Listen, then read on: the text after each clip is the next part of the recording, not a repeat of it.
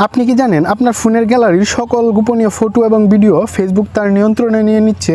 কিছুক্ষণ আগে যখন আমি ফেসবুক স্ক্রল করছিলাম তখন হঠাৎ দেখতে পেলাম যে আমার গ্যালারিতে থাকা সকল ফটো এবং ভিডিও ফেসবুকের হোম পেজে শো করছে।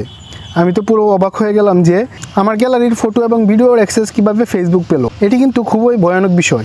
মূলত এটার জন্য ভুলটা কিন্তু আমাদেরই, কারণ আমরাই কিন্তু ফেসবুককে এই পারমিশনটা আগে থেকে দিয়ে রেখেছি, আর যার কারণে ফেসবুক আমাদের গ্যালারির সকল ফটো এবং ভিডিও তার নিয়ন্ত্রণে নিয়ে নিচ্ছে। এই ভিডিওতে আমি দেখাবো কিভাবে ফেসবুকের সেই পারমিশনটা বন্ধ করা যায়। তার আগে আমার পেজটিকে ফলো দিয়ে দিন, এমন অনেক সুন্দর ভিডিও আসবে যেগুলো আপনার কাজে দিবে। তাহলে চলুন শুরু করা যাক। এর জন্য আপনি প্রথমেই চলে যাবেন আপনার ফোনের অফিসিয়াল ফেসবুক অ্যাপটিতে। সেখানে ঢোকার পর উপরে যে 3 লাইন দেখতে পাচ্ছেন সেটিতে ক্লিক করবেন। সেটিতে ক্লিক করার পর এখানে সেটিংস অপশনটিতে ক্লিক করবেন। সেটিংসে ক্লিক করার পর একটু নিচের দিকে ইউর ইনফরমেশন নামে অপশনটির আন্ডারে যে অফ ফেসবুক অ্যাক্টিভিটি অপশনটি আছে সেটিতে ক্লিক করবেন।